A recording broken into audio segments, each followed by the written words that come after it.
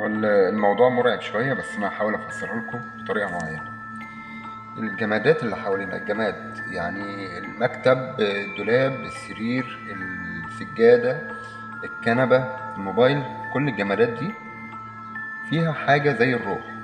يعني بتتكلم وبتفهم وبتتنفس والكلام ده، لا مش بالمعنى ده، لكن بمعنى تاني. كل جماد ليه طاقة. بما اننا بنعتبر الروح طاقة، فاحنا بنعتبر الطاقة روح. يعني ايه؟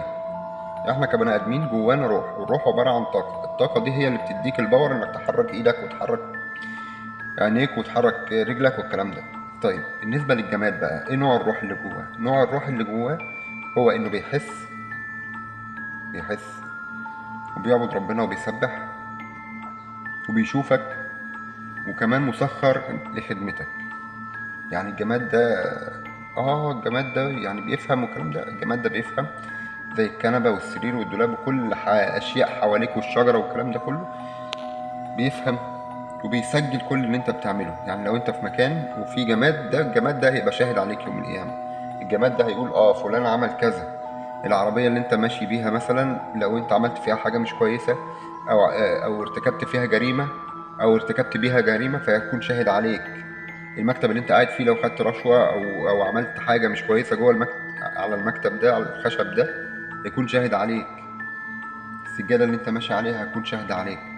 يعني ايه شاهد عليك؟ يعني هي بتسجل اللي انا بعمله. بتسجل الطاقة اللي جواها، بتسجل.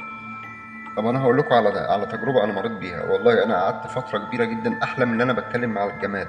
يعني انت تقولوا ده راجل متخلف وكده، لكن انا اكتشفت بعد كده ان الجماد ده بيفهم. الجماد ده بيسجل كل اللي احنا بنعمله، كله هيكون شاهد عليك يوم القيامة. يعني انا حلمت ان انا بتكلم مع شنطة بتتكلم معايا وبتقول ان هي هتشهد علينا، تشهد علينا كلنا. ووصلوا لي رسائل. الجمادات كانت بتكلمني ووصلوا لي رسائل ان هم هيكونوا بيشهدوا علينا يوم القيامة، وان هم شايفيننا، وان هم مسخرين لخدمتنا. كل الكلام ده جماد قالهولي. لو انت مش قادر تستوعب اللي انا بقوله، يبقى انت تفكيرك محدود جدا. بص على الجماد اللي حواليك، هو مجرد جماد ساكن ولا جماد تحس ان جواه طاقة؟ يعني واحد مثلا كان بيدلع العربية بتاعته مسميها كوكي، هو اعتبرها شخص لانها في خدمته، ولما تزعل منه ما بتمشيش او بتعطل، وبتساعده في المهام الحياتية. الشنطة بتاعتك بتشيلها على ظهرك، بتحط فيها حاجتك، فيها مسخرة لكده ومطيعة لكده، لأن ربنا سخرها لكده. والطاقة اللي فيها، لو ما فيهاش طاقة مش هتخدمك. لو ما فيش طاقة في الجماد مش هيخدمك. يعني كل جماد ليه طاقة مسخرة لخدمة البني آدم. لو ما فيهوش طاقة، مش هتيجي تشد الشنطة، مش هتطلع معاك. هتيجي تسوق العربية مش هتمشي، لأن الطاقة دي هي طاقة التسخير اللي ربنا حطها فيها. يا رب تكونوا فهمتوا.